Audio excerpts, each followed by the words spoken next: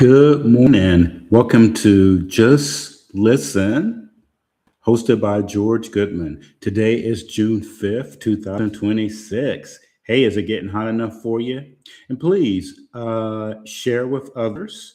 What we're trying to do is get information out in Southern Illinois and to get people to know what's going on in Illinois so that they can make informed decisions about how they want to be governed. All right, so let's get started here. And what we're going to do is, all right, so here's what's happening. I don't know if you've been following me a lot. Hopefully you are. But what I want to talk about first is the governor's race in Illinois on the Republican side, something that happened that you need to know about. So, there is a third party on the Republican side that the Bailey campaign is trying to make sure that they do not get on the ballot. So, Bailey's campaign is heavily focused on knocking independent candidate, a former Republican strategist who submitted 37,000 signatures, and they're challenging it in court and saying that some of the signatures are not valid. Now, that's huge for Bailey, who thinks that that will diminish his chances for becoming governor in Illinois. You have to decide that. I will keep you in the loop to what happens because that will get to a judge's desk pretty quick because the process is they are making the ballots now for November. So, also, the cost of living clashes. Now, the Illinois legislature has passed a $56 billion state budget. And the Republicans, more specifically, the Republican nominee is saying that the governor is a billionaire detached from economic reality and blaming his policies for rising consumers' costs. And then, of course, Pritzker attacked him back, saying his defense of state's constitution against immigration crackdowns. So they are passing the budget, according to Governor Pritzker, because the immigrants' rights are being violated in Illinois. So that was his counter to the economic reality of that $56 billion state budget, which I'll talk some about that because there was some things in there that you need to be made aware of. Also, bipartisan rejection. Both the Democrat and Republican state parties took the rare step of joining forces this week to file objections against a fringe candidate who attempted to enter the race using a Nazi salute as part of his official ballot name. Wow, that's a little scary. Okay, so that individual probably won't get what they're trying to do. All right.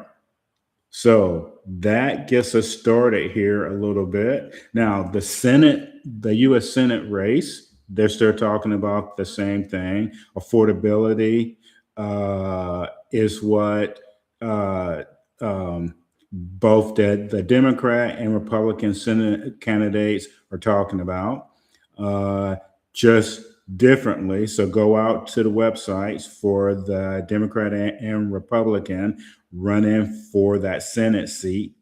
And they're also, one of them is talking about federal overreach, federal immigration policies, immigration custom enforcement, and resisting or supporting the Trump administration's agenda remain central talking points in their statewide platforms.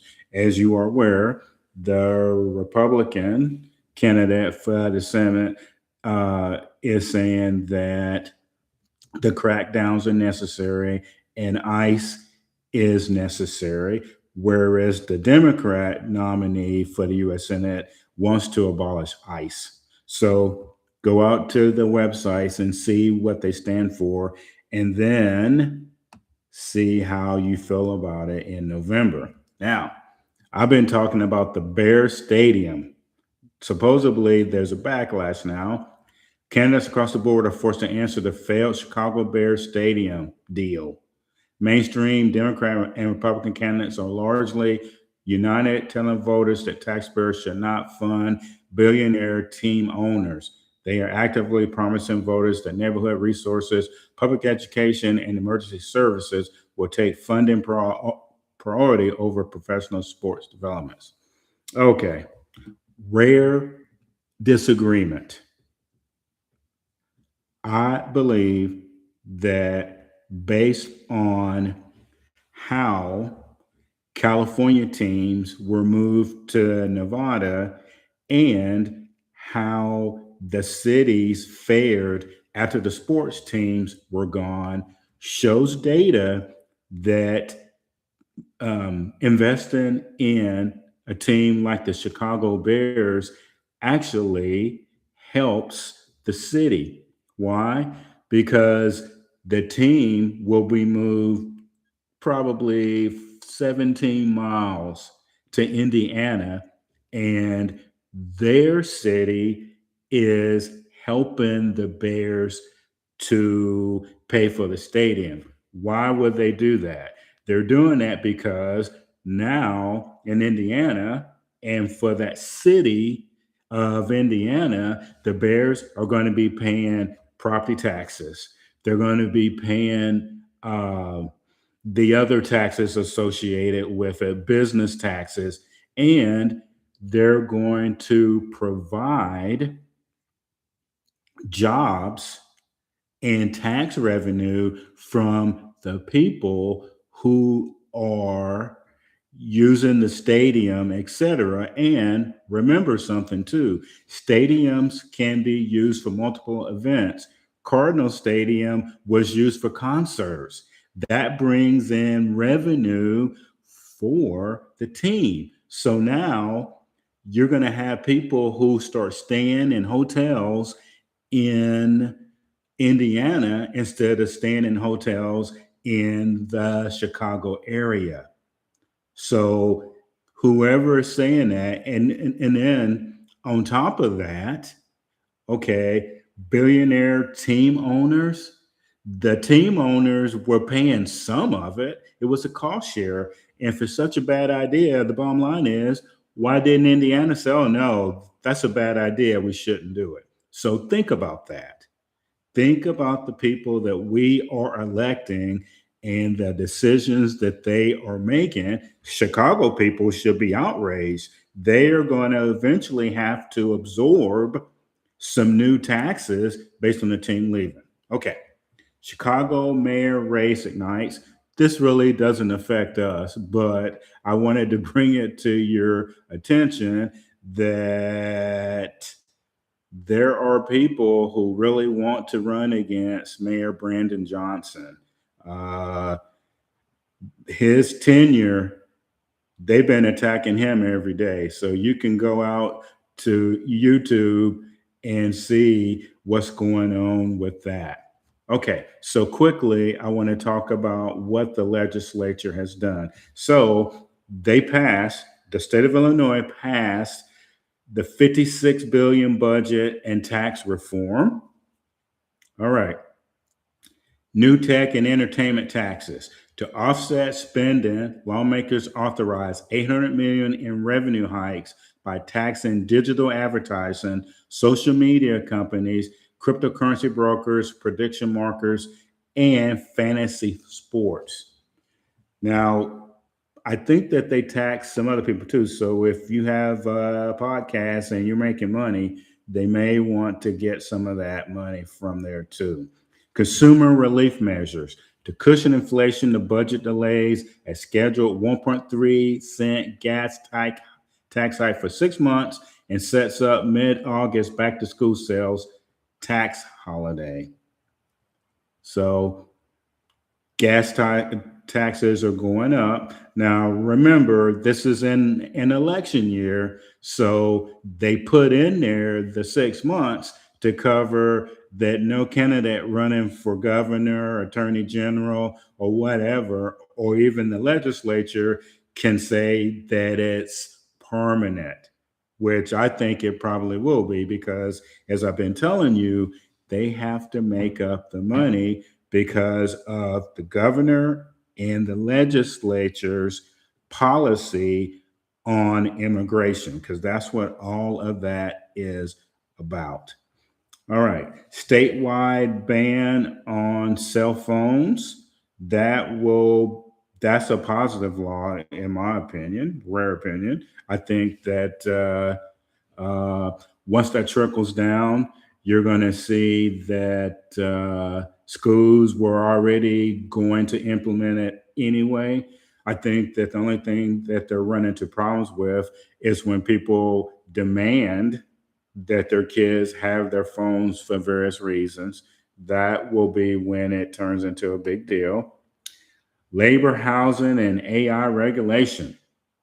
Flurry of other last minute legislation clear both chambers. Rideshare unions. Lawmakers approved a massive victory for Uber and Lyft drivers that grants them the legal right to form a union and collectively bargain in Illinois. What that really means is that the cost of Uber and Lyft could go up because the parent company, Uber and Lyft, they have to account now that they're going to have a union, and that if it is a union, that drivers are going to demand, and they have the right to, health care and fair wages for transporting people to the airport. And also, they're going to want the Uber and Lyft to cost share uh, insurance for, like, if something happens in the Uber. All right. So, e-bike regulations triggered by pediatric safety concerns. A bill passed sets minimum age requirements: 15 for class half, 16 for class 3, and requires registration insurance for e-devices traveling over 28 miles per hour. That's a good one because, unfortunately, people get out on these e-bikes and they're on the main road and they go pretty fast. So they need some regulation because of safety concerns for sure. Synthetic media protections. Lawmakers move forward with stricter parameters around artificial intelligence, passing a bill expanding unlawful disclosure laws to include AI generated synthetic depictions of nudity or sexual acts. Okay. So I guess people in the porn industry should be worried about that one. All right. Property tax debt overhaul passed, ensures compliance with the U.S. Supreme Court by establishing systems to protect homeowner equity during tax foreclosures and completely phases out private tax buy-in in Cook County by 2031. Okay, so what that does is investment companies, et cetera, can't overpower the market and take these homes, and then regular people can actually get these homes for a good price. So that is another good one. All right. So here we are, and that is a lot. I may have gone a little bit longer than I wanted to, but that was important stuff. I'm trying to get people to tune in this year, especially because of the midterms coming up. Information is power. And also, I did a reel talking about why Republicans should look at voting for the attorney general position, making that Republican. Because in the current state that Illinois is in, with the governor's position, the legislature that is a supermajority Democrat, you need someone to challenge the laws that are being passed. The only person that can do that is the attorney general. So you can mix it up.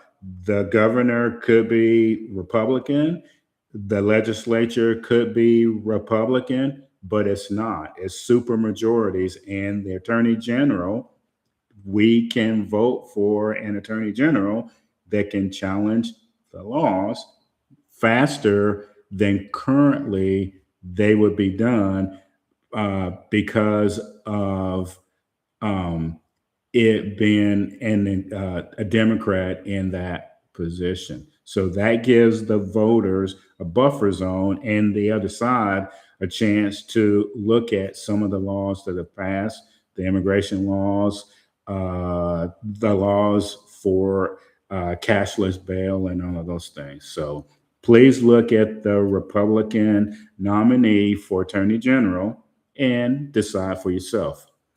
So this is Just Listen Live, hosted by George Goodman. We went 16 minutes, but it was action-packed information, and I hope that you can use it. Have a great weekend, and I will see you on Monday.